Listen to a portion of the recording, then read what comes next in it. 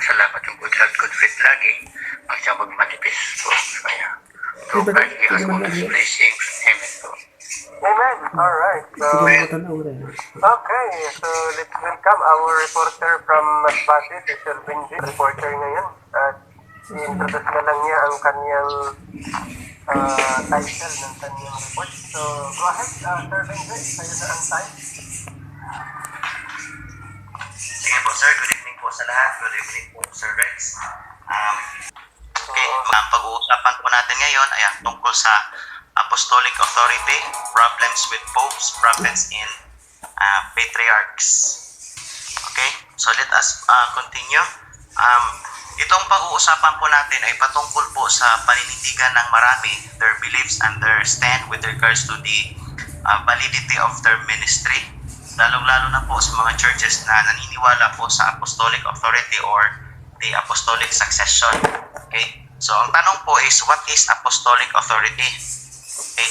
Apostolic authority is a succession of men holding the authority of the original apostles as indicated in Matthew chapter 28, verse 19 until verse 20, Matthew chapter 16, verse 16 until verse 19. Yun po yung mga verses na pinanghahawakan nila referring to the validity of their ministry.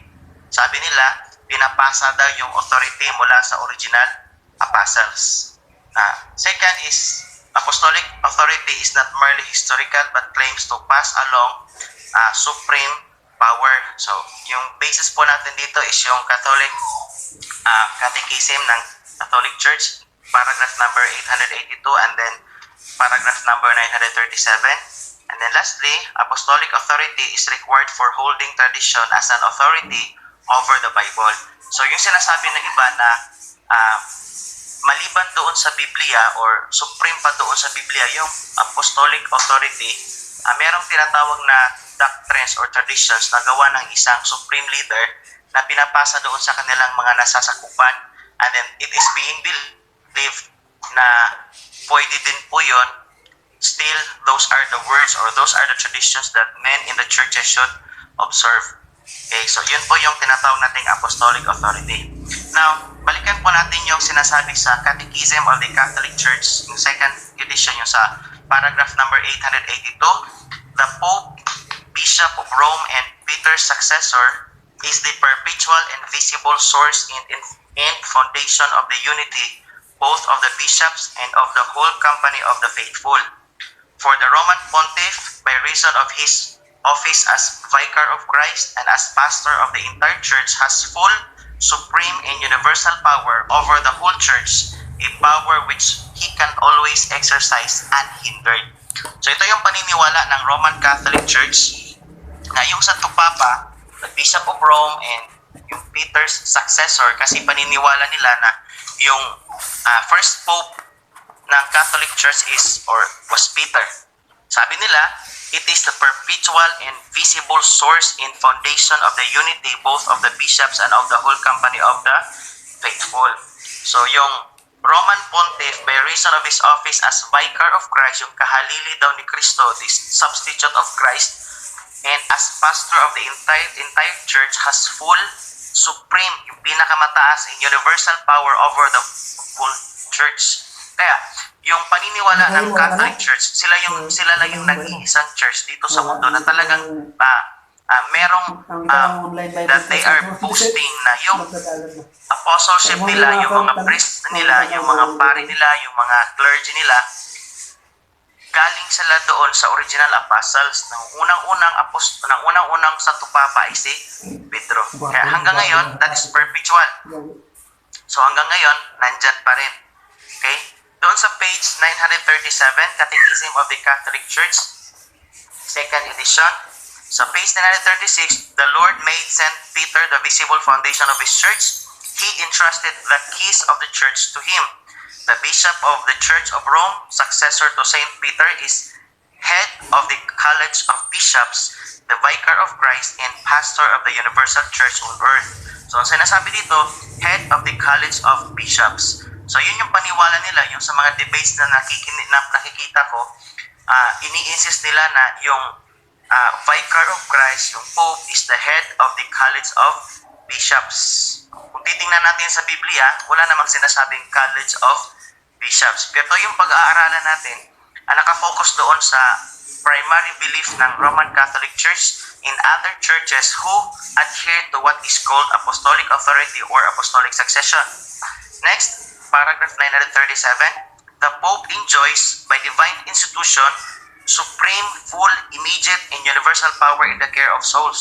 So siya yung may hawak sa lahat ng kaluluwa. Siya yung responsable sa lahat ng kaluluwa ng tao. Sino yon? Yung Santo Papa sa Roma. Next, paragraph number second is what is apostolic succession? Yung definition natin kanina is what is apostolic authority. Tapos dinagdag po dito yung apostolic succession kasi meron siyang connection doon sa apostolic authority. Yung paniniwala na yung authority is being handed down from the very first apostles to the latest pope or latest clergies in the present world. So yun yung tinatawag nating apostolic succession. Okay? So apostolic succession in Christianity, the teaching that bishops represent a direct, uninterrupted line of continuity from the first apostles of Jesus Christ. So ito yung sinasabi ng karamihan na walang putol daw. So lahat ng linyada ng mga Santo Papas mula pa nung una, from the very first apostles of Jesus Christ until today, walang putol na linya ng, ibig sabihin, meron silang direct connection doon sa, mga apostles ni Jesus Christ. According to this teaching, bishops possess certain special powers handed down to them from the apostles. These consist primarily of the right to confirm church members, to ordain priests, to consecrate other bishops, and to rule over the clergy in church members and their diocese or an area made up of several congregations. So kung makikita po natin, yung setup, yung organizational setup po ng Roman Catholic Church at saka yung ibang pang mga churches na meron din silang belief about the apostolic succession. Merong tinatawag natin na special powers are being handed down to them from the apostles, and then it consists primarily to their right to confirm church members, mag-ordain ng mga priests, i-consecrate ang ibang bishops, and rule over the clergy and church members in their diocese. Okay? Next is, the origins of the doctrine are obscure. Yung doktrina patungkol po sa apostolic authority and apostolic succession, that is very obscure. Hindi po siya malinaw. And the New Testament records are variously interpreted. So yung record sa Matthew chapter 16 verse 8-10 until verse 19, yung record sa Matthew chapter 28 verse 19 until verse 20, iba-iba po yung interpretasyon ng iba, lalong-lalong na yung mga naniniwala sa apostolic succession. They have various interpretations with the New Testament writings. Those who accept apostolic succession as necessary for valid ministry argue that it was necessary for Christ to establish a ministry to carry out His work and that He commissioned His apostles to do this according to Matthew chapter 28 verse 19. So sinasabi nila, para maging valid ang isang ministry, yun yung paniniwala ng mga taong naniniwala sa apostolic succession. It was necessary for Jesus Christ to establish a ministry to carry out His work and that He commissioned His apostles. So para maipagpatuloy yung kanyang gawain dito sa sanlibutan, since wala na dito si Panginoong Hesus, He commissioned His apostles, and then the apostles in turn consecrated others to assist them and to carry on the work. So yung mga apostles naman, nagkumuha sila ng iba na talagang itinalaga nila para sa kanilang gawain din, para maipagpatuloy ang gawaing Panginoon. And then supporters of the doctrine also argue that evidence indicates that the doctrine was accepted in the very early church. Yung doktrina patungkol sa apostolic succession or apostolic authority, during the early church, ibig sabihin yung mga first hanggang second century Christians, sabi ng iba, it was being accepted. About 95 CE or Common Era, Saint Clement, Bishop of Rome, in his letter to the church in Corinth, yung first letter of Clement doon sa mga taga-Corinto, he expressed the view that bishops yung may authority. So the apostolic authority was given to Peter, and then Peter passed it down to many other apostles. Until now, meron ng mga priests. Peter is thus understood to have been the first pope, and the papacy itself is believed to be continuous line of apostolic succession. So yung pagkakaroon ng Santo Papa sa sanlibutan o sa hanggang sa kasalukuyan, this is the continuous line of apostolic succession ayon sa paniniwala ng mga Roman Catholics. So, kaya doon sa mga discussions, mamimit natin sila, sinasabi nilang we don't have any right to interpret the Bible because the Catholic Church owns the Bible. Sinasabi nila na you don't have any right to preach, you don't have any right to interpret or to say what is being written in the scripture because you will never understand it, because it was only through the apostles of Jesus Christ, through the headship of Peter, and the headship of Peter is being handed down to many other popes until now, the papacy, because it is the continuous line of apostolic succession. Okay. Now, meron mga churches din, maliban dun sa mga RCCs, meron ding mga churches who claim apostolic succession. Okay? The Roman Catholic, the Eastern Orthodox, the Old Catholic, then the Swedish Lutheran, and the Anglican churches, they accept the doctrine of apostolic succession and believe that the only valid ministry is based on bishops whose office has descended from the apostles. Kaya hindi ka pwedeng gumawa ng iyong sariling ministry if you do not accept that your authority is coming from the original apostles, or your authority or yung pagkaging bishop mo ay galing doon talaga kay Pedro or kay Peter, because hindi magiging valid yung ministry natin. Kaya sinasabi ng karamihan na yung ibang mga local congregation or denominations, Christian denominations, na hindi naniniwala kay Peter, ay hindi talaga valid yung kanilang ministry. Until you are going to receive and accept that it was only through Peter that the true ministry is being handed down to him and to his successors. Okay, next. Churches who claim apostolic succession, we also have this, the Jesus Christ of Latter-day Saints also claims apostolic succession. According to Latter-day Saint tradition, in 1829, Joseph Smith and Oliver Cowdery received the priesthood from a visit from heaven of John the Baptist. Yung mga LDS naman, naniniwala sila na binisita daw ni John the Baptist noong 1829 si Joseph Smith at saka si Oliver. Okay? There was a visit from heaven of John the Baptist conferring the Aaronic priesthood, followed by Jesus' apostles, Peter, James, and John, conferring the Melchizedek priesthood. After this establishment, each subsequent prophet and leader of the church have received the authority passed down by the laying on of hands or through apostolic succession. So yung mga Mormons din, yung members of yung Church of Jesus Christ of Latter-day Saints, naniniwala sila na si Joseph Smith binisita daw ni John the Baptist, yung mga apostles din ni Jesus. Dalawang priesthood ang binigay sa kanya, yung Aaronic priesthood and Melchizedek priesthood. And then nung natanggap na dyan ni Joseph Smith, it is being handed down, passed down by the laying on of hands or through apostolic succession doon sa kanyang mga subordinates. Okay.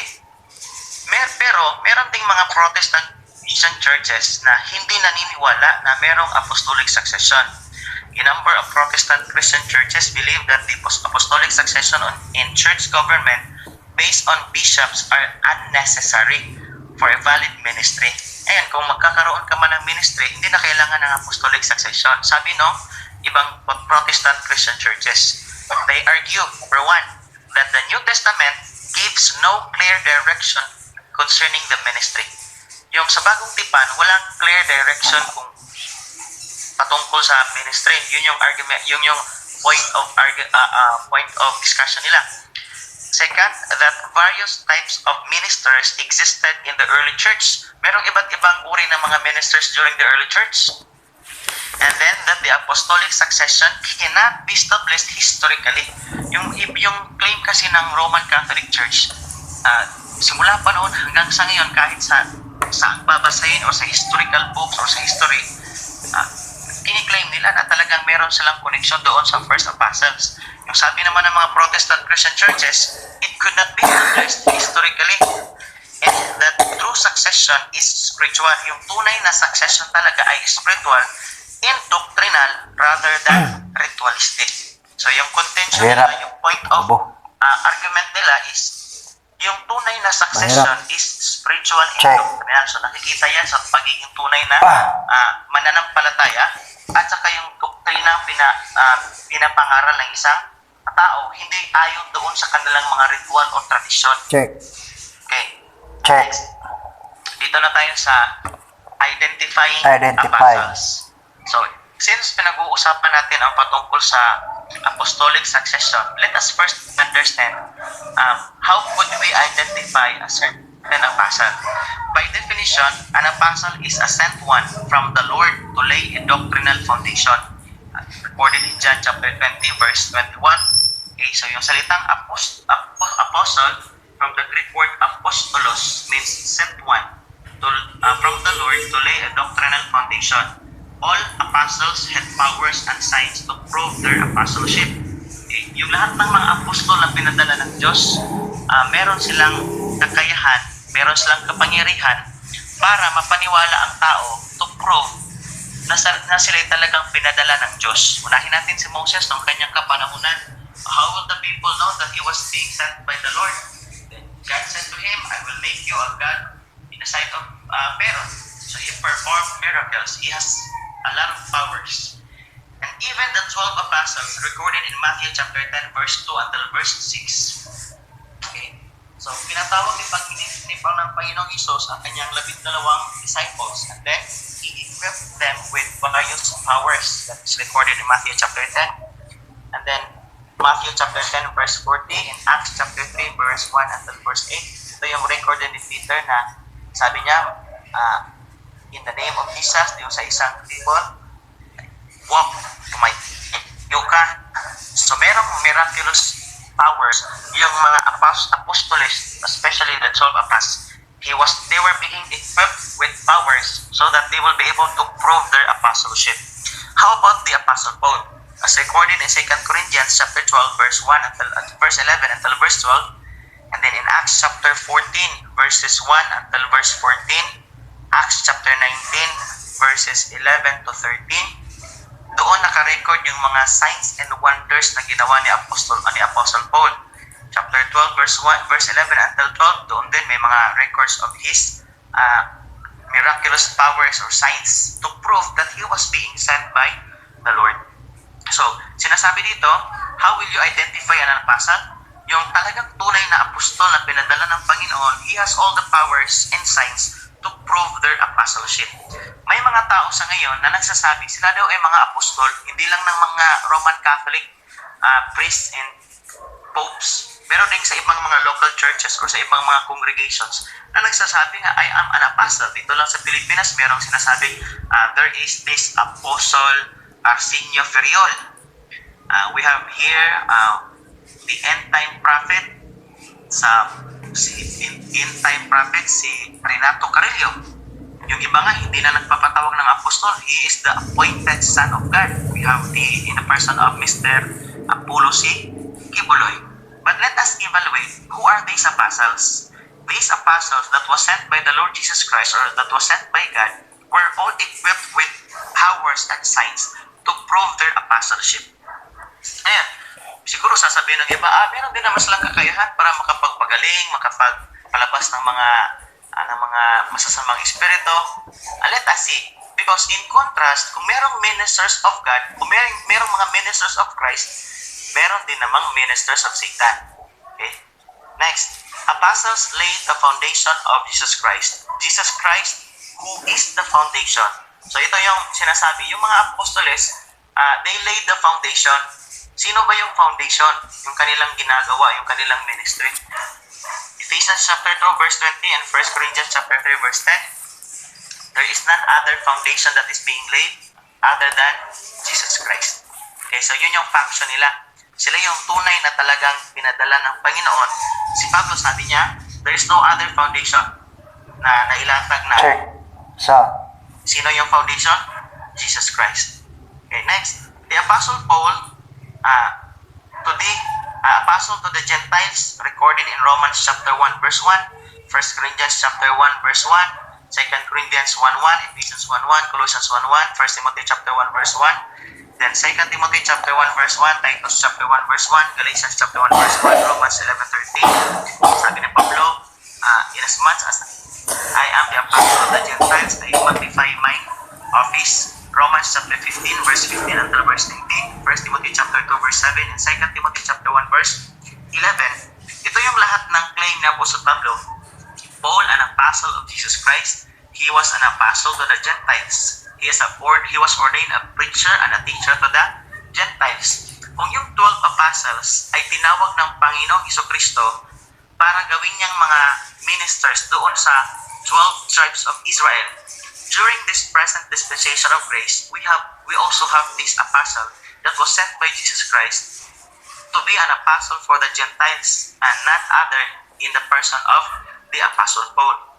He is the preacher, the apostle during the dispensation of grace, also recorded in Ephesians chapter 3, verse 1 until verse 3. So mapakatatandaan po natin na yung mga apostoles, they laid the foundation of Jesus Christ who is the foundation. Okay? Tingnan natin si Pablo. Sabi ni Paul, I am the apostle of Jesus Christ. An apostle of Jesus Christ by the will of God the Father and of the Lord Jesus Christ. Next. Merong mga tunay na apostol si Panginoong Hesukristo. Meron din namang mga false apostles, false prophets, deceitful workers, and false teachers. Ilagay ko na po yung mga verses, dinagdag ko po doon sa notes na binigyan po ni Sir Rex for future references natin kung makakatulong po sa inyo. We have Matthew chapter 7 verse 15, sabi ni Kristo, beware of false prophets. 24:11, during the Great Tribulation, meron ding mga false Christs, false teachers, and false prophets. Until verse 24. Acts chapter 13 verse 1 until verse 12, meron doong false prophet. 2 Corinthians chapter 11 verse 13, sabi ni Apostle Pablo, meron ding false teachers, deceitful workers, false apostles.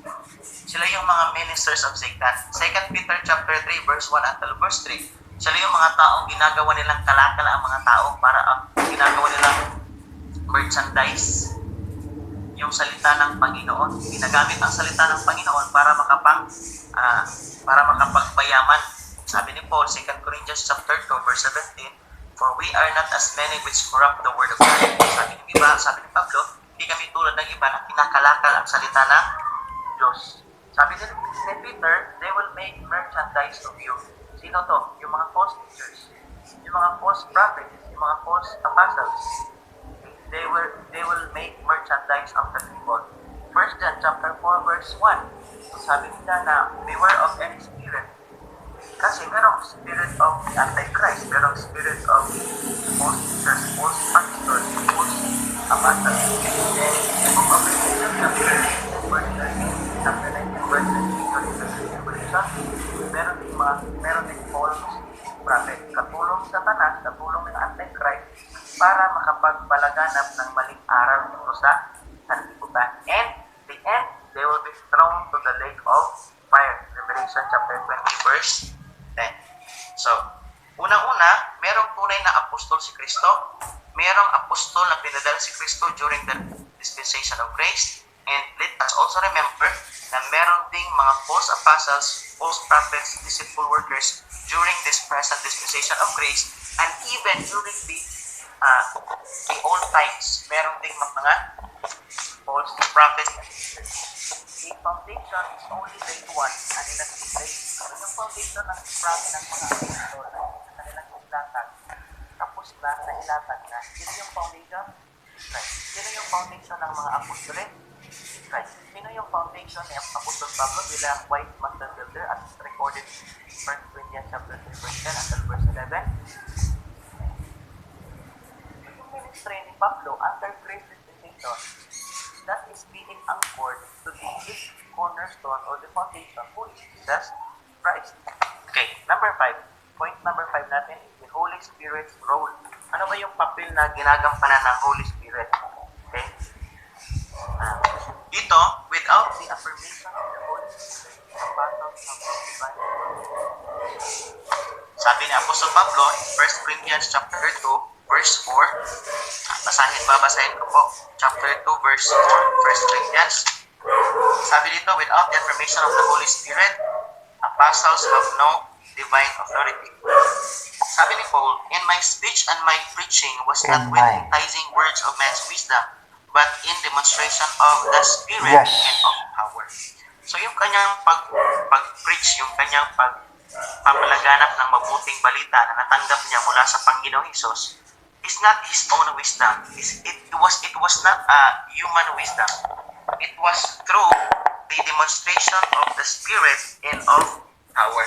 So yung papel na ginagampanan ng Espiritu dito, Panginoong Hesus doon sa kanyang 12 apostles, hanggang ngayon nagpapatuloy pa rin, and they are neglecting the apostleship of Paul, the wisdom that was received by the Apostle Paul from Jesus Christ, and the present program called the dispensation of grace, by insisting na yung teaching ni Pablo, yung message ni Pablo, yung aral ni Pablo, lahat ng ginagawa ni Apostle Pablo is just the continuation of the ministry that was started by John the Baptist, by Jesus Christ, and the 12 apostles, and then during the time of Paul.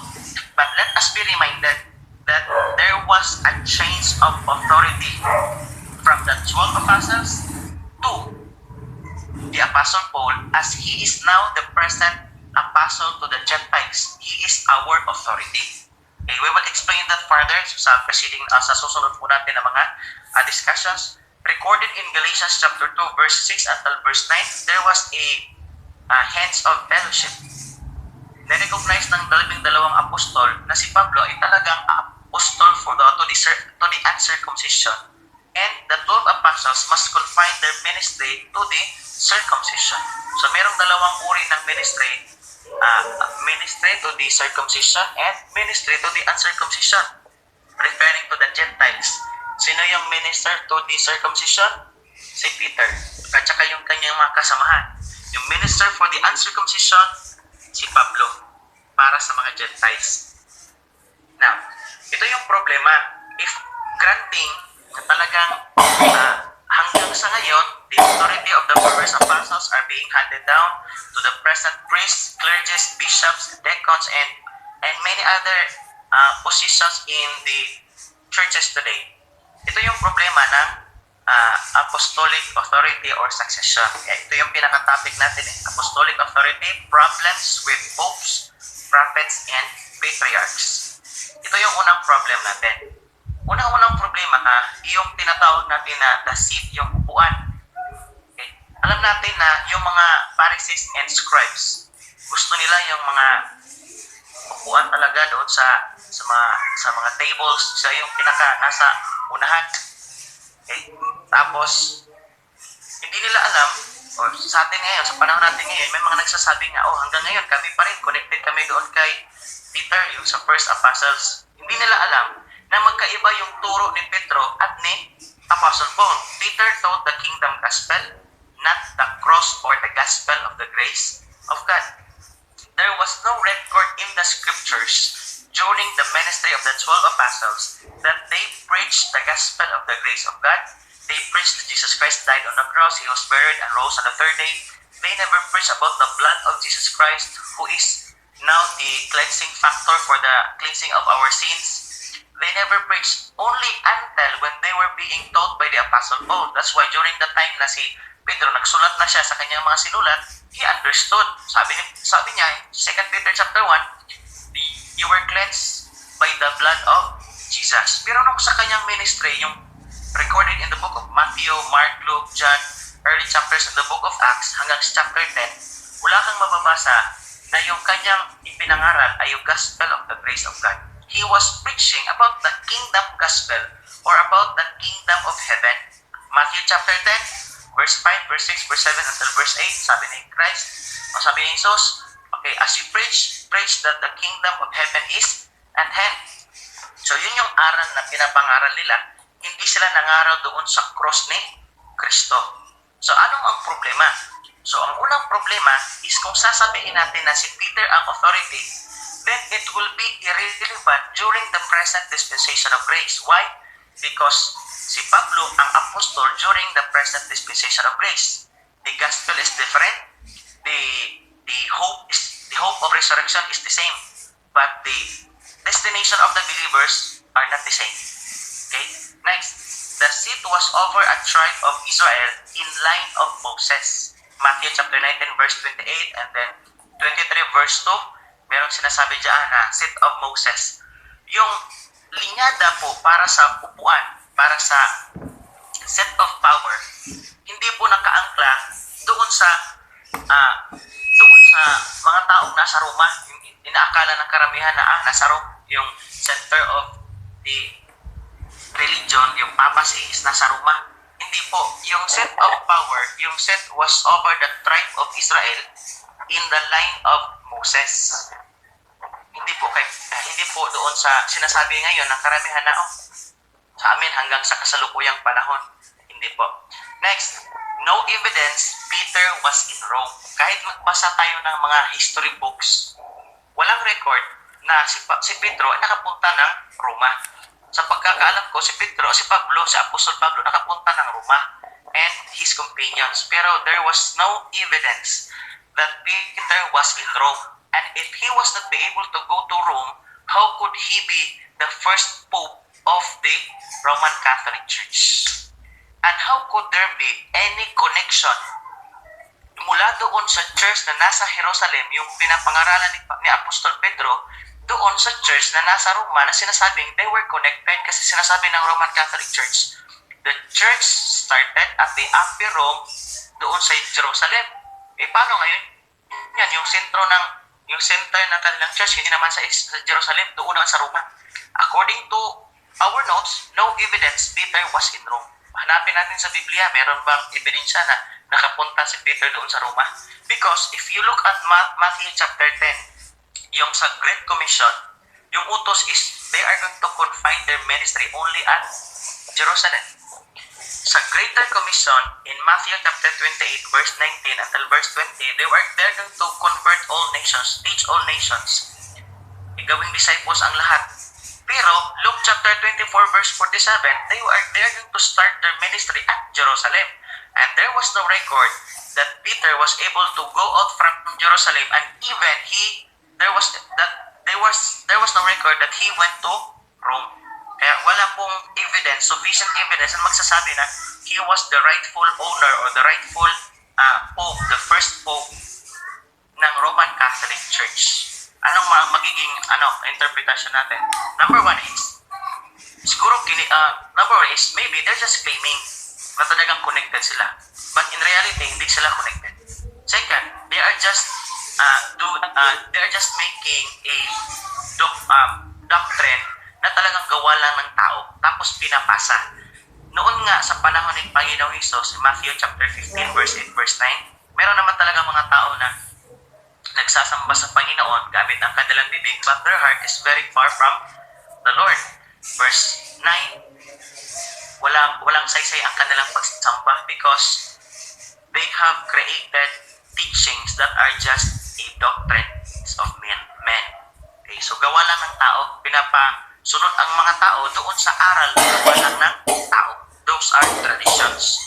Okay? So ito yung unang problema, yung line of Moses. Okay? Second, yung succession. Ito pangalawa, yung succession mismo. How can we guarantee na simula doon sa first apostles, yung tunay na apostles, hanggang ngayon, talagang connected at walang putol. Sabi kanina, continuous line of succession. Walang putol yan. Mula doon sa first apostles hanggang sa kasalukuyan. Merong record during the time of the during the time of the anti-popes, during the time of the Western Schism, around 1378 hanggang 1417, na merong 2 hanggang 3 Santong Papa. Ano ang tawag dyan? Is that still saying na walang putol, original pa rin, tapos meron ngang pag-aaway ng mga popes noong unang panahon 2 hanggang 3 Santong Papa na meron tinatawag na rival popes. Okay? Tapos merong kanya-kanyang pinapangalaga ang Sacred College of Cardinals. 2 hanggang 3 Santo Papa. They own administrative offices. Okay, kaya nagkaroon ng Council of Pisa noong 1409 because of the presence of these rival popes. So paano nagkaroon ng hanggang sa ngayon na-continuity yung succession nila? Na during those times, meron namang pagkakabaha-bahagi.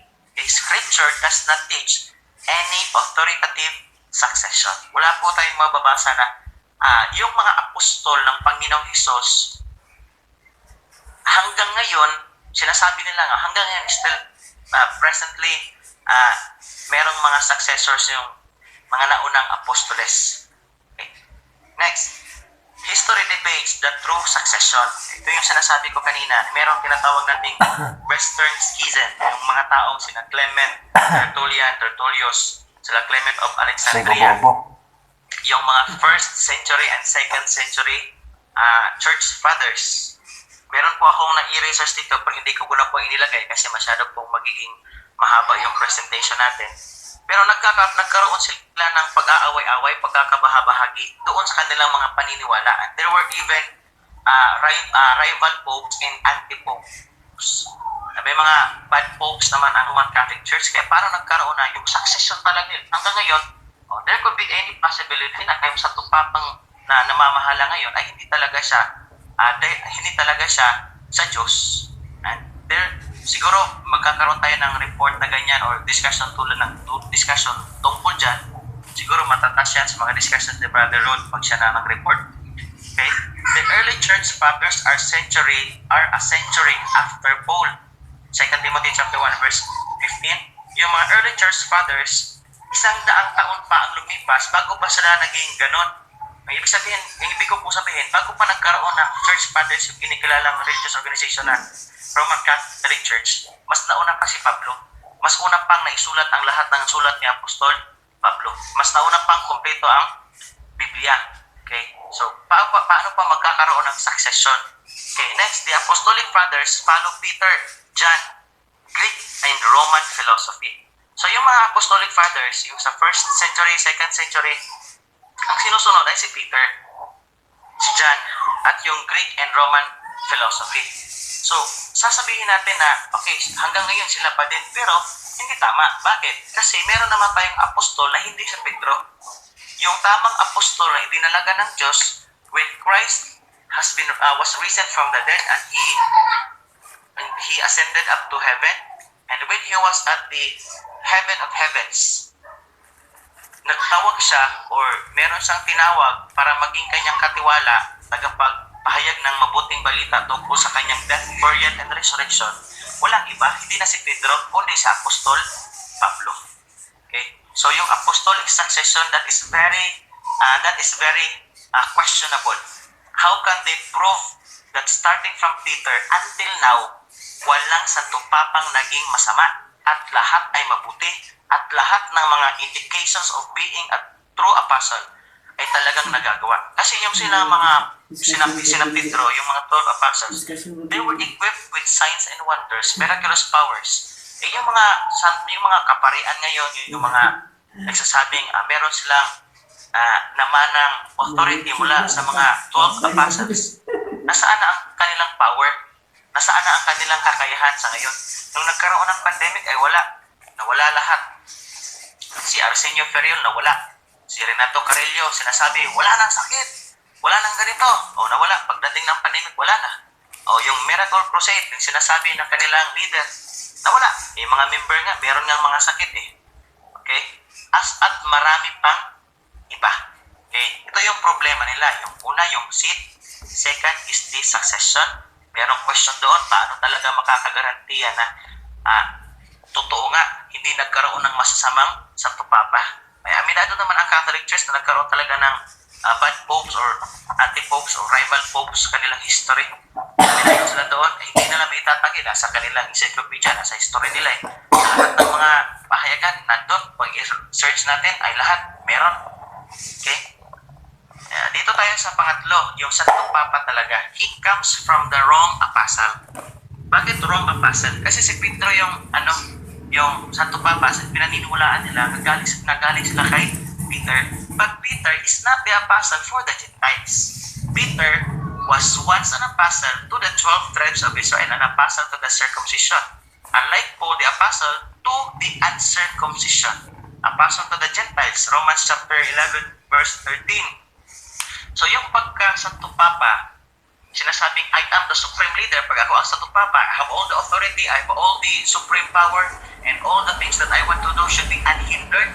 That is just a man-made power, but that is not a given power by the true apostles of Jesus Christ or by Jesus Christ himself, because he appointed Paul as the apostle to the Gentiles, and Paul is now clearly the apostle for today's dispensation of grace, and no one else.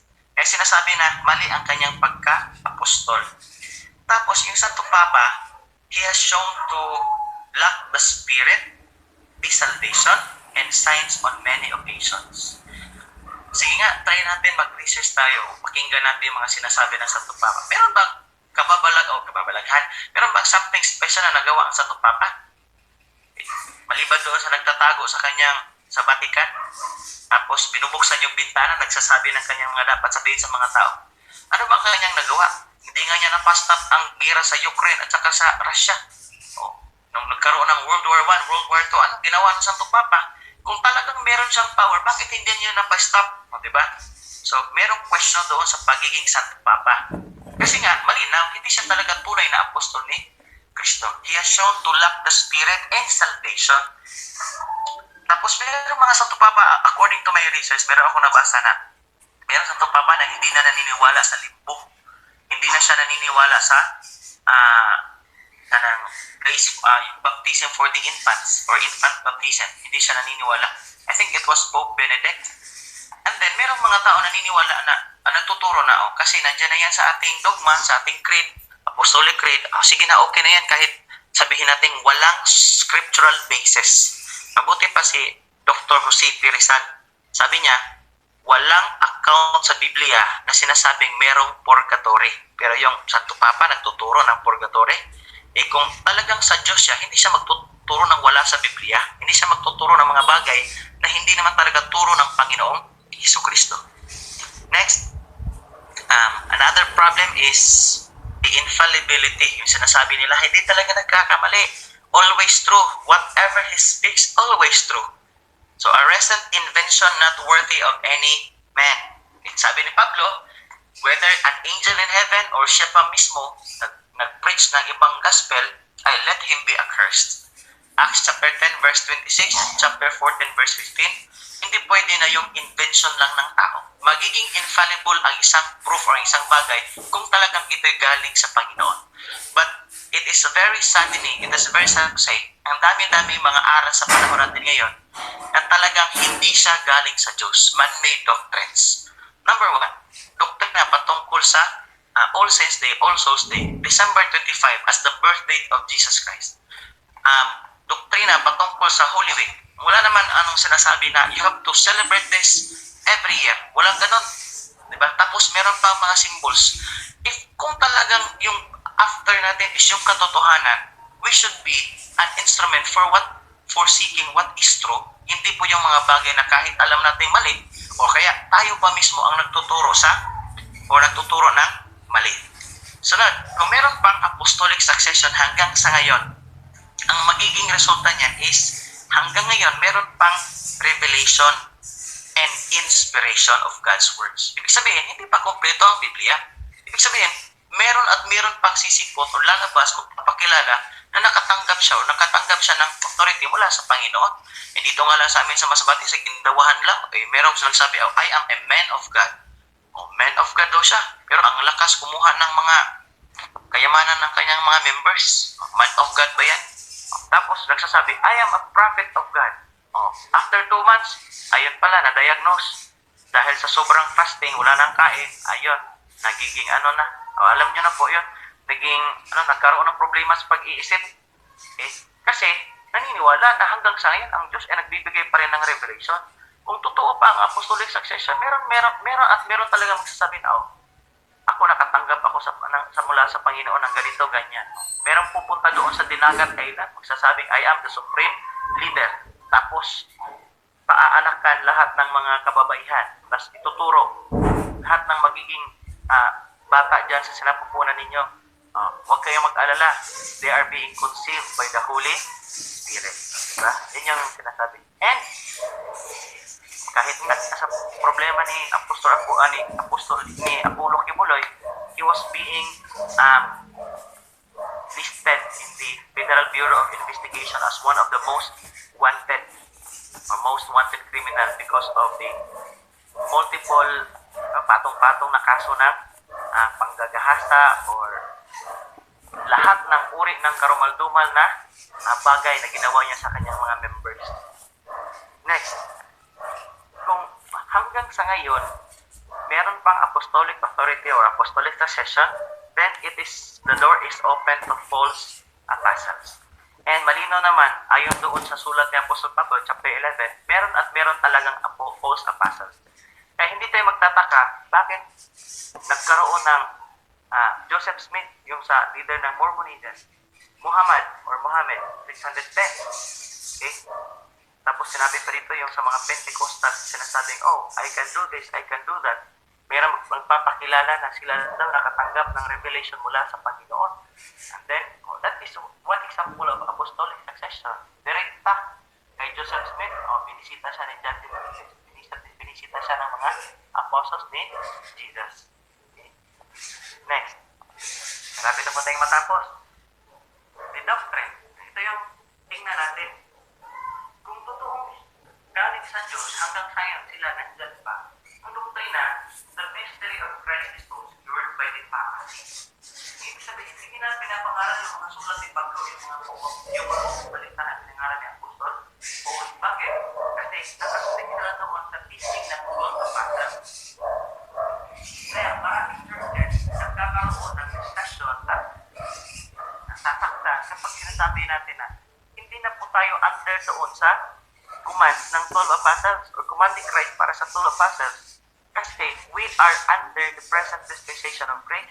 Sabi ni Paul, 1 Corinthians chapter 14, verse 37, if any man think that he is a prophet, let him understand, let him recognize that the things that I write unto you are the commandments from the Lord. Diba? Sabi ni Paul in 1 Corinthians chapter 4, verse 15 at verse 16, kahit pa marami tayong instructors kay Jesus, Christ, sabi niya, yet you have not many fathers because I have begotten you through the gospel.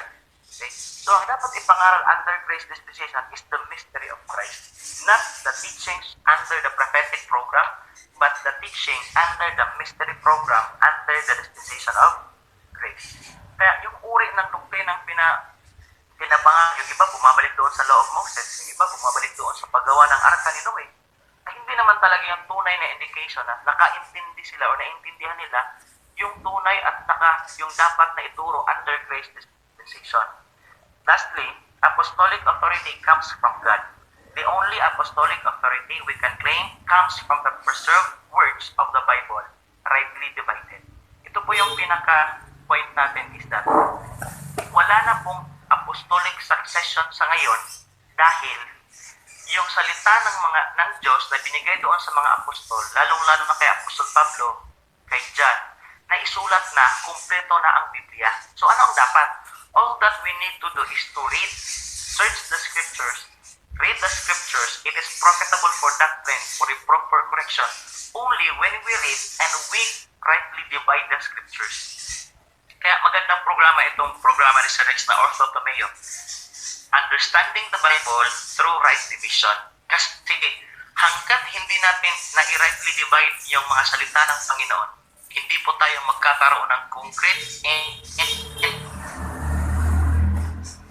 authentic na knowledge patungkol sa will ng Panginoon sa kanyang mga teachings under grace kung hindi natin siya na-rightly divide. So, if rightly dividing is very important.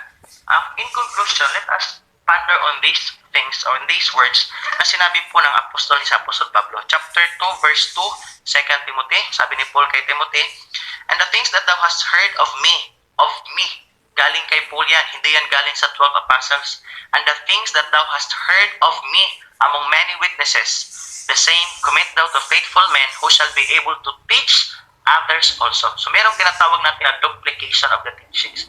Duplication. Ibig sabihin, kung isang tao marunong magturo, makapagturo pa siya ng iba, hanggang sa makapagturo ng marami. Ito yung ginagawa natin. Ano ang tinuturo natin? The things that we have learned from him. Who is that? Paul as the apostle of the Gentiles. Recorded in 2 Timothy chapter 2 verse 2. Another thing is that, sabi niya, for this cause I have sent unto you Timotheus, who is my beloved son, and faithful in the Lord, who shall bring you into remembrance of my ways which be in Christ, as I teach everywhere in every church. Sabi ni Paul, as I teach. Hindi niya sinabing, as we teach. As we, with the 12 apostles. Hindi niya kasama yun. Kasi he is the minister to the Gentiles. Sabi niya, as I teach everywhere in every church. So, ways which be in Christ. Meron siyang pamamaraan na galing kay Kristo, na kanyang tinuturo doon sa bawat church or iglesia na kanyang tinuturuan. Philippians chapter 4 verse 9. Those things which you have both learned and received and heard and seen in me. Ano ang sabi ng Apostol Pablo? Do, and the God of peace shall be with you. So ano ang dapat gawin natin? Hindi natin sundin dapat yung mga teaching ng 12 apostles. Kasi sabi ni Pablo, lahat ng bagay na iyong natutunan, natanggap, narinig, at nakita sa akin, do. Kanino? Kay Paul as the apostle of Gentiles. And last verse is, sabi niya, yung nasabi ko na kanina, for though ye have 10,000 instructors in Christ Jesus. Sige po, yung iba na may mga clarification, dahil po habang may time, ito po ay maganda yung topic regarding apostolic authority. At least mayroon po tayong time na pwedeng pag-uusapan. Oo. Yan. Dapat si Rex yung naka-report, naka-open cam din. Dapat open camera din yung report. Mahina po dito ang signal sa Rex kasi nag-burn out po and then medyo Yan. Yeah. Anyway. kaya malakas din sa battery kasi ang camera. Opo, tapos yung choppy na pag na-i-on ko yung camera kaya Camera. Tama. hindi ko po masyadong marinig pag may nagsasalita kaya off cam na lang po. Yan. So, yung mga magko-question, mga clarification, hindi po, hindi natin, samantalay natin yung time na po, yung for clarification. Salamat ulit sa ating reporter. At yung iba pa. Okay, marami pa tayong yun po yung natin, tawag doon. Ginagawa every Wednesday, reporting. So may mga reporting every Wednesday. Ayan, yung mga estudyante na ahead, kumbaga sa masteral level. So ito na po yung pagkakataon nila na mag-share. Ito yung sinabi nila, basahin natin Ask ko lang po sana when the Apostle Peter of the Jews ay nag-preach ng gospel kay Cornelius. Anong gospel po iyon at sa anong dispensation of time under or cover or sakop? Ayan, Sir Rajen. Yun yung tanong niya. Opo, maraming salamat po sa tanong. Dalawa po yung bali ang tanong. Dalawa. Halimbawa po, may kulang sa mga sagot natin. Andyan po si Sir Rex, andyan din po si Brad Rod. Pero susubukan ko pong sagutin. Nung nag-preach po si Peter doon kay Cornelius regarding the gospel, it is very clear and obvious. Yun yung gospel na natanggap ni Peter mula kay Panginoong Hesus na kanyang ipangaral. So what is that gospel?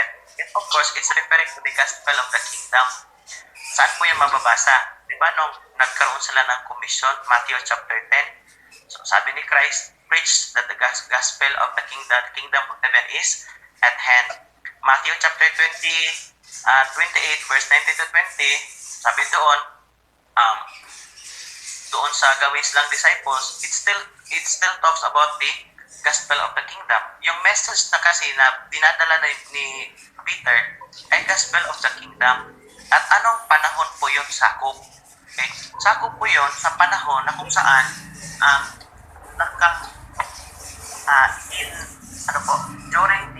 during the transition period, kasi nung Acts chapter 9, converted na po sa Acts chapter 9.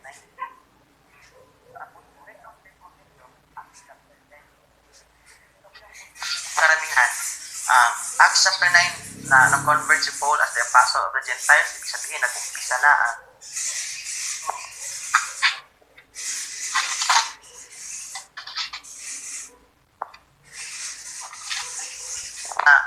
na mensahe ay hindi po patungkol sa gospel of the grace of God, because during that time, wala pa pong encounter si Peter at si Paul bilang mga apostoles. It was recorded in Galatians chapter 2 na nagkaroon ng private conversation si Paul doon sa mga apostoles only in the latter times. Kaya, para po sa akin, yung gospel na natanggap ni Cornelius is not the gospel of the grace of God.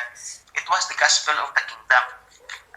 Pero open po ako, baka may magsasabi po, oy, hindi po. Sige, tingnan po natin.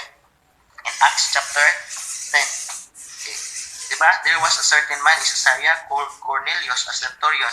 Tapos, ang preacher po natin dito ay si Peter po. Simon, whose surname is Peter.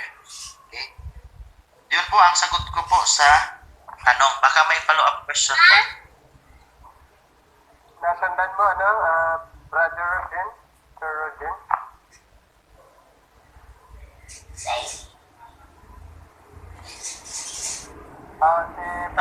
Sir Bong. Ay, tika, balikan natin si si Sir Bong, sige, go ahead. Sir Bong, Sir Bong. Okay, clarification lang, Sir Bench. Yung dun sa no evidence na si Peter was in Rome. But may mga ibang yung sa Bible, pero meron na-encounter doon na si dun sa 1 Peter 5:13, may sinasabi doon na yung Babylon was referring to Rome.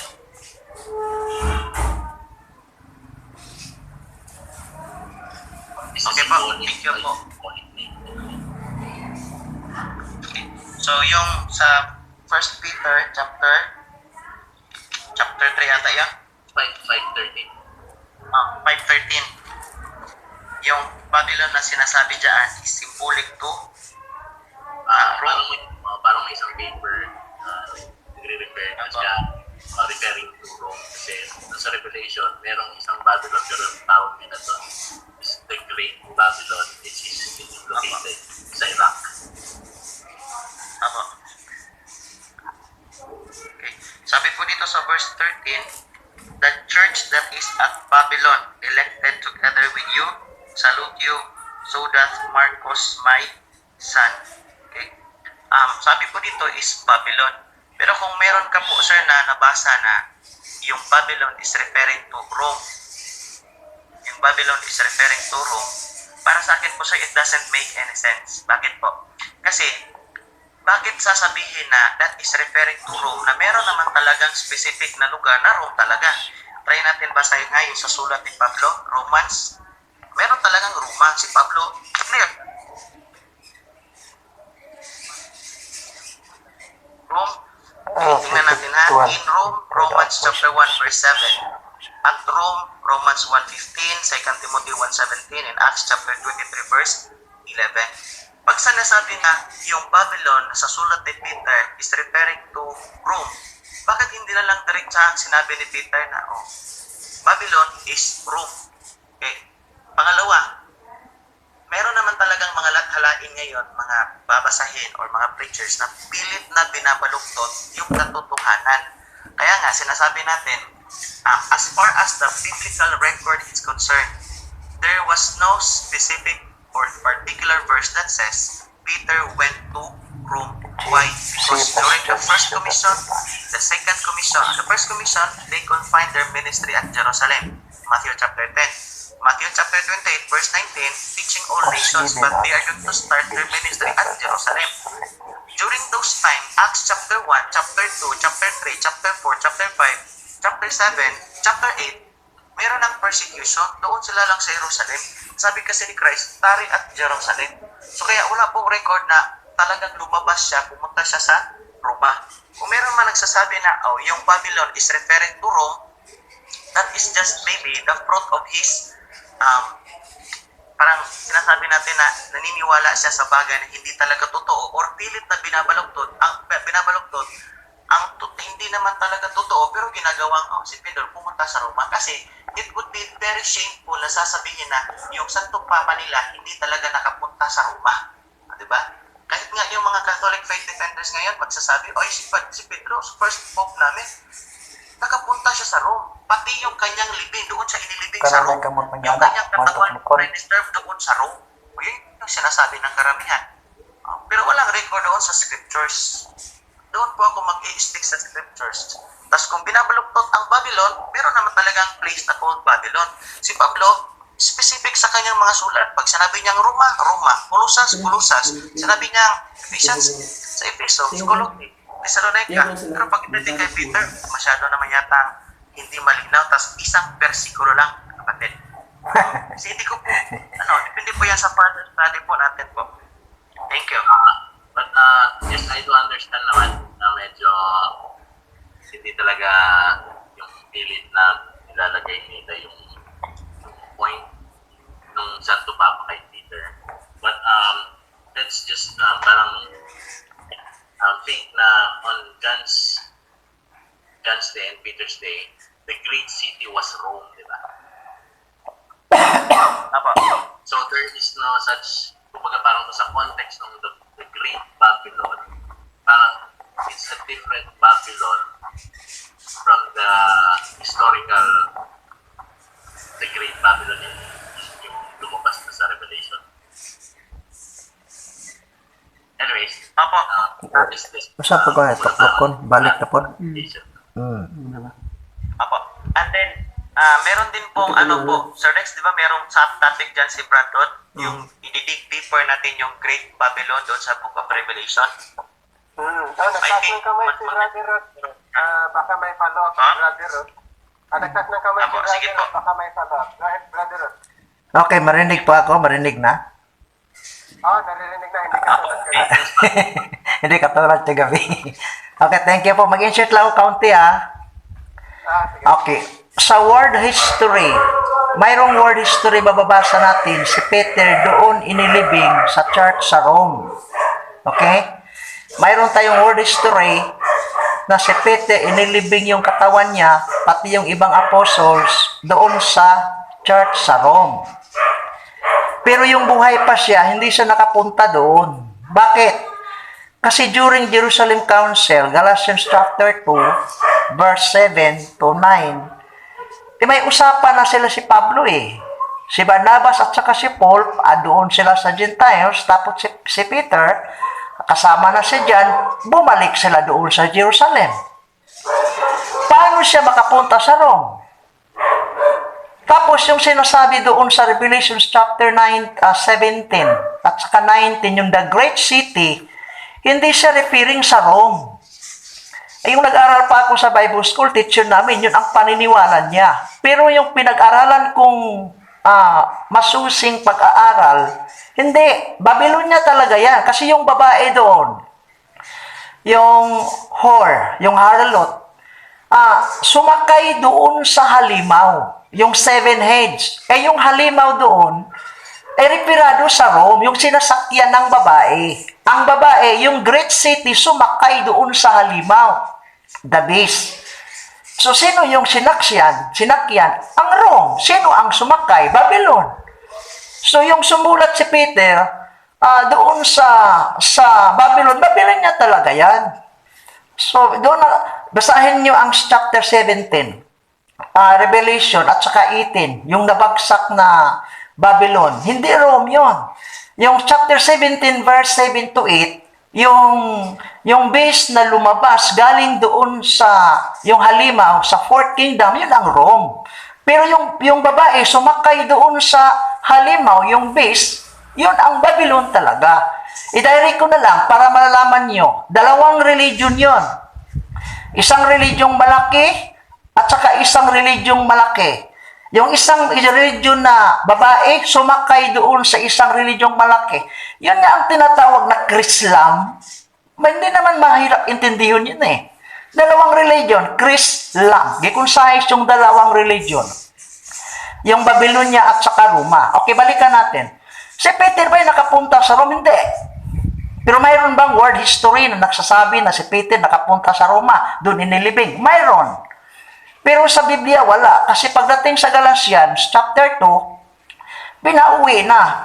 Mayroon na silang agreement. Hindi na pumunta yung mga 12 apostles, bawal pumunta doon sa mga Gentiles. Umuwi na sa Jerusalem. At saka si Pablo, sila ang nagpatuloy, kasama na si Barnabas at iba pa, ay tuloy-tuloy na doon.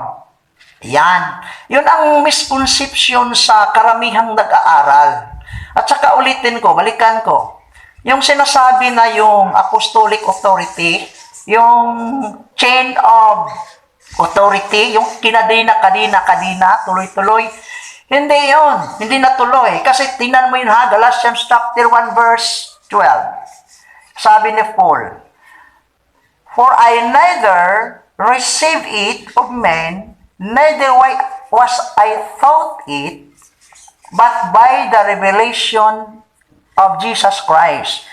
Ito bang authority ni Peter, ni James, yung ibang 12 apostles, na-transfer ba doon kay Apostol Pablo? Naibigay ba? Hindi. Doon palang cut na. O, kita mo? Nakat na. Kasi sabi ni Pablo, hindi ko natanggap ito galing ng tao. Ni tinuturuan ako. Diyan palang cut na. Hindi na natuloy.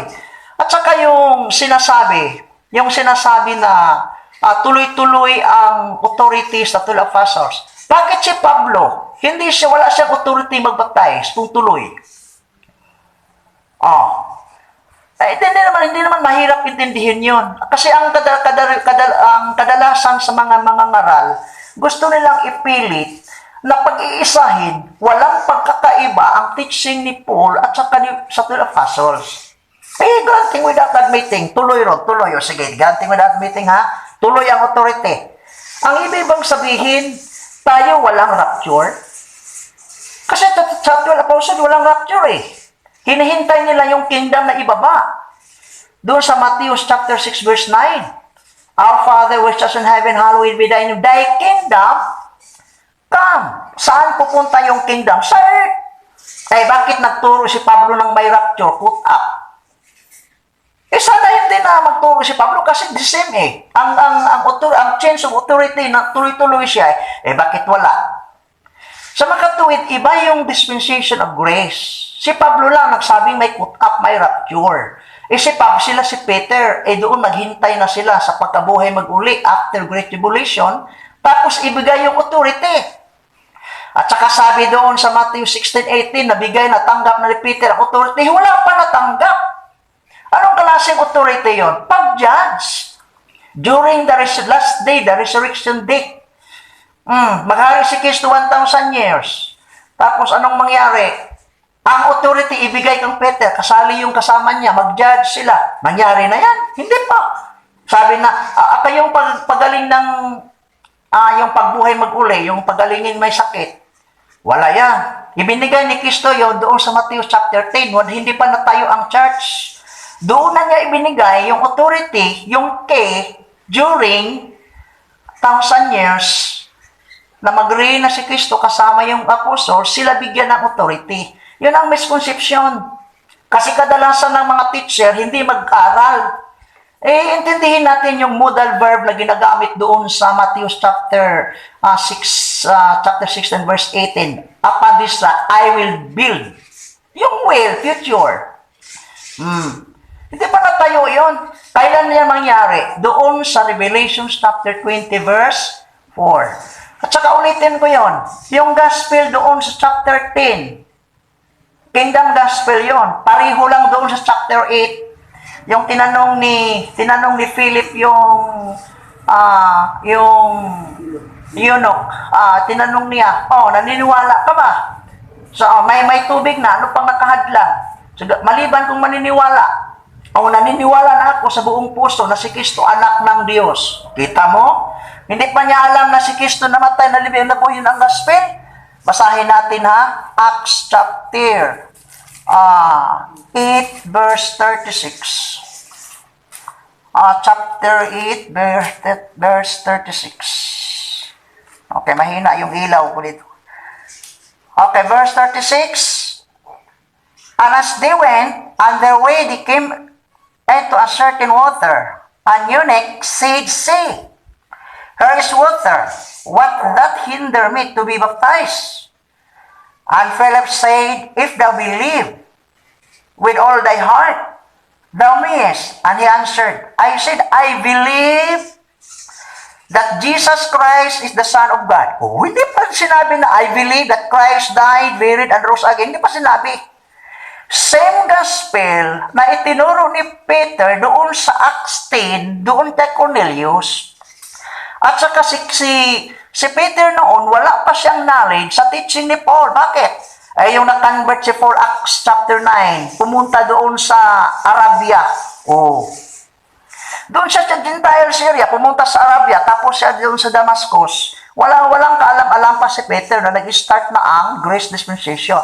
Ang nalaman lang ni Peter, bakit mayroong pagkakaiba? Yung nakita niyang vision. Maraming mga hayop na pwede nang kainin. Bawal. Bakit pwede? Hindi alam ni Peter na yun pala, start na ang Grace Dispensation. Yung ang tinatawag na dispensation ay yung tinatawag na transitional period.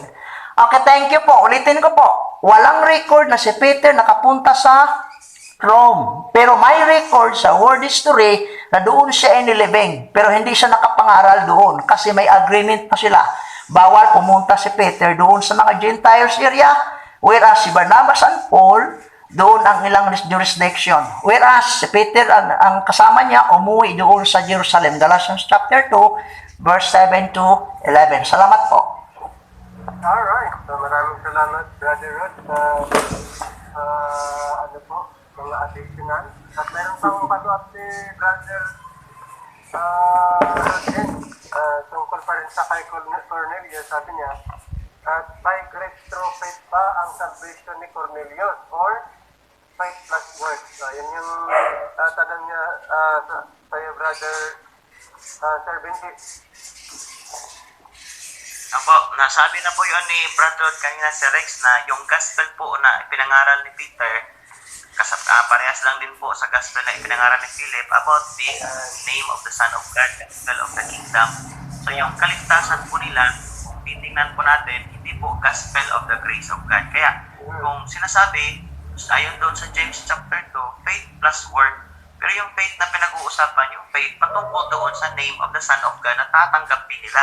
John chapter 1 verse 12, John 3:16 until John chapter 3 verse 18 to 21. So, faith in the name of the Son of God. Hindi po faith doon sa gospel of the grace of God na si Kristo ay namatay, inilibing at nabuhay naman ulit. Yun po ang sagot na tanong. So, ang sabi pa niya, bali proselyte lang ba si Cornelius? Proselyte ba ang tawag, sabi niya?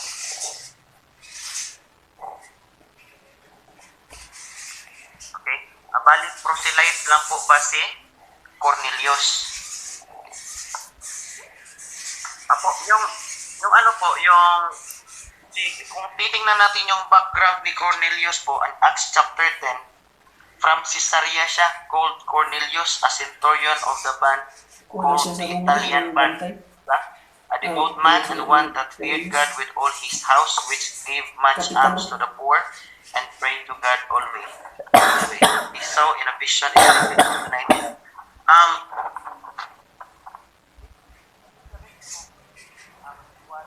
Pero para sa akin po, proselyte po si Cornelius doon sa pag sinabi po kasi proselyte, parang ano po yan doon sa Jewish religion eh.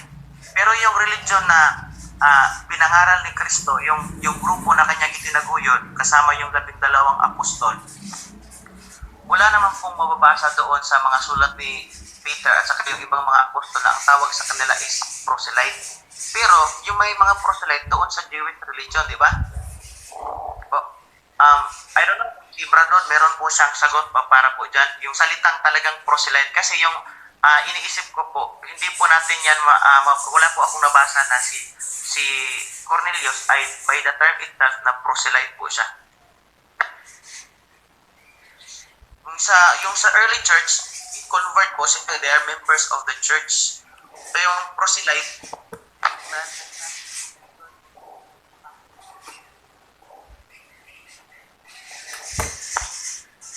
okay, Brandon. Hello. Okay, Reneg? Sige, kahit sir.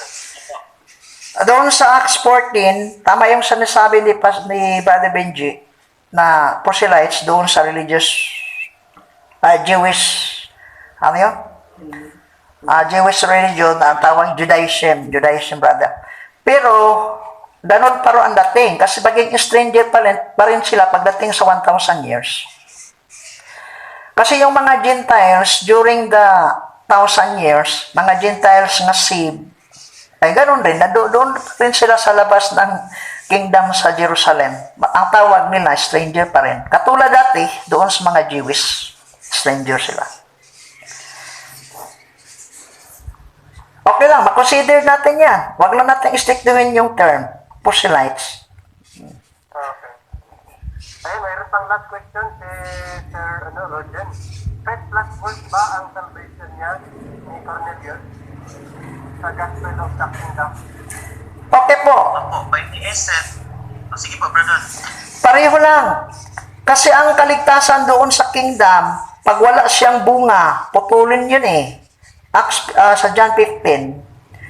So, meaning, faith plus work. Katulad din sa dati sa law. Maniwala sila tapos sumunod sa law. Ganon din sa kingdom, maniwala sila. Tapos gagawa. Sabi ni James, faith without work is dead. Iba sa grasya, iba sa atin ngayon. Wala kang idadagdag. Yeah. Okay. Yeah. Alright, so marami, ay si Sir Bo, nasundan niya yung sa question niya na, clear na ba? Clear? Sir Bo? Medyo okay lang naman. Hindi naman din siya ganun ka-important. Medyo lang yung pag-aralan na may there are two types ng Babylon, the Great Babylon, kasi hindi lang naman sa Revelation na mention yun, kahit sa Daniel yung mismo yung phrase na Babylon. Kumbaga, parang question ko lang doon is, are those two different Babylons? Kasi it might refer to Rome, kasi nung time ni Peter and time ni John, the great city was Rome, di ba? So, yung parang reference ng Babylon was a wicked city. Parang doon lang na-confused, but not important for salvation. Kung may parang okay lang. Serex. Sige, sir.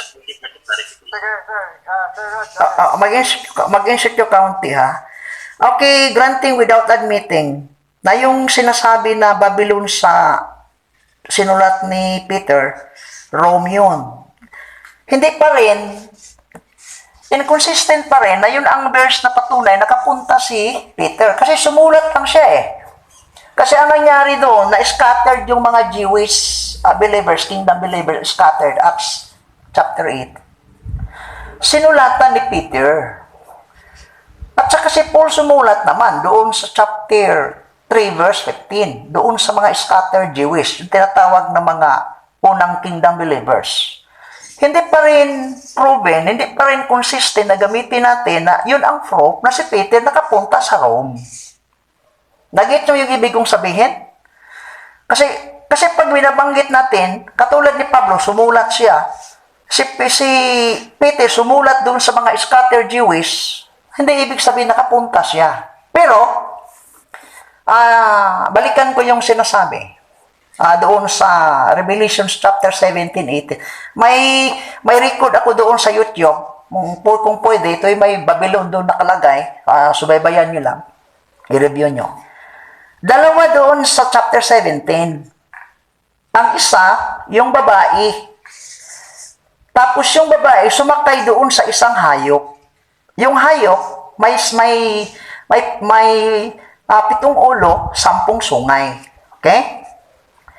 Kung balikan natin doon sa chapter 7, doon sa Daniel, ang hayop doon, yung pang-apat na hayop, ay lumalabas pala doon, referado sa Roma.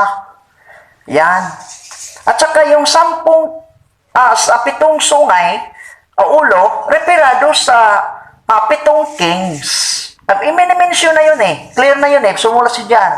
Nag-umpisa kang Julius Caesar, Augustus, Tiberius, Claudius, patunta na kang Nero. 7 yun eh, yung sumulat si John.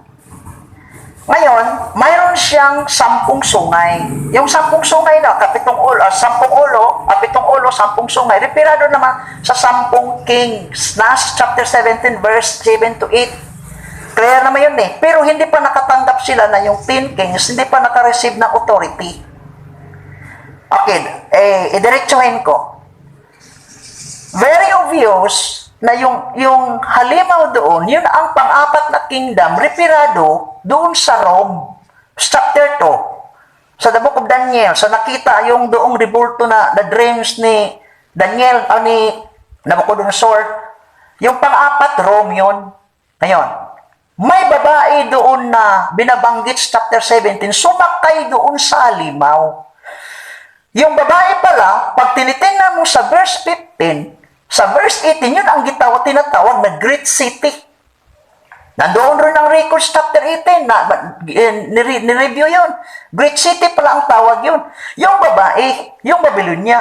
Ngayon, ang ibig bang sabihin na yung babae, pareho lang sa sumasakay at yung sinasakyan, pareho lang? Magkaiba.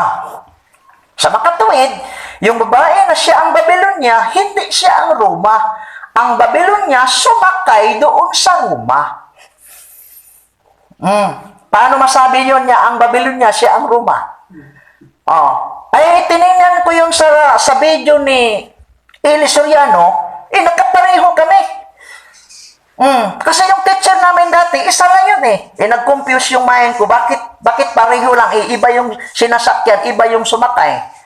Pag yung nakipakinggan ko yung presentation ni Eli Soriano, tama pala ako. Ganun ang ibig kong sabihin.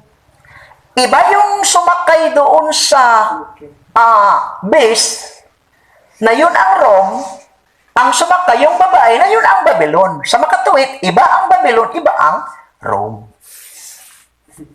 Yan. Yun nga, kailangan nating, yun nga, mayroon tayo. Yun nga, ang ibig kong sabihin, mag-aaral nga tayo. Ako nga, tagal lang nag-aaral sa Biblia, ngayon, nag-aaral pa rin ako. Natuwa nga akong mayroong masteral, si Rex, kasi gusto ko pang mag-aral. Ngayon, mayroon na, mag-aral naman ulit. Ganyan. Kasi yung pag-aaral natin, walang tigil. Pero hindi naman masama magtanong. Kasi, para malaman natin, ganun-ganon, marami tayong information makuha, from the different teachers, ganyan. Mas maganda yung ginagawa natin. Pero, ito ang advice ko. Sa ngayon, huwag tayong mag-close-minded. I-open natin. Mag-aral tayo. Pag halimbawa, di natin matanggap, okay lang, kasi nag-aral. Dahil ganyan lang eh. Hindi naman tayo sabay sa church. Ibang church kayo, iba kami. Mga estudyante lang tayo. Pero makakuha kayo ng idea. Sa iyo, makakuha ko ng idea. Sa amin, makakuha kayo. Pero mas maganda, i-open natin yung isip. Kasi katulad sa akin, nasanay ako na yung pagkakaalam ko dati, na yung babae, yung Babylon, yun ang Roma. Yun ang sabi yung teacher namin eh. Yung patuloy ko nag-aral, hindi pala, mali pala, ay delete ko kagad. Bakit? Mahirap na mag-aral tayo, yung aral natin, mali. Yan. Okay, thank you po. Thank you, Brother.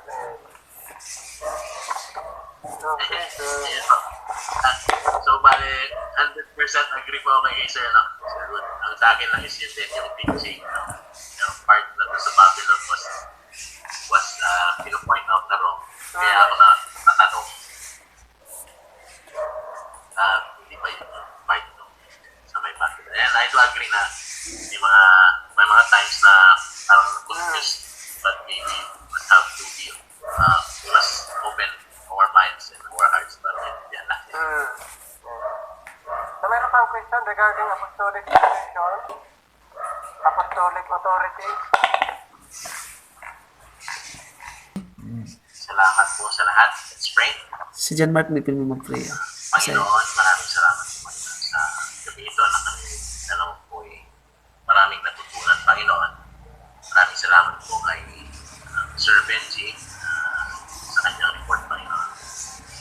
Insights na namin po natutunan. Hindi po patuloy ng bigay sa amin ng katalikong halawa.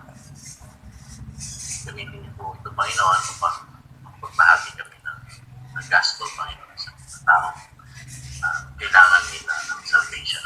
Maraming salamat, Panginoon, sa program na ito na